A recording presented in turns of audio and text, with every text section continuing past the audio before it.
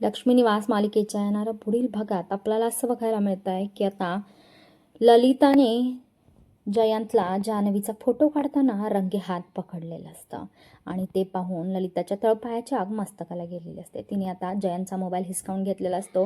त्याला दरडावून तिने जाब विचारलेला असतो की हे एक प्रतिष्ठित घर आहे आणि इथे लेकी बाळांना खूप मान दिला जातो, तर तू हे असं कसं काय करू शकतो? आमच्याच किचनमध्ये येऊन तू आमच्याच मुलीचा फोटो कसं काय काढू शकतो?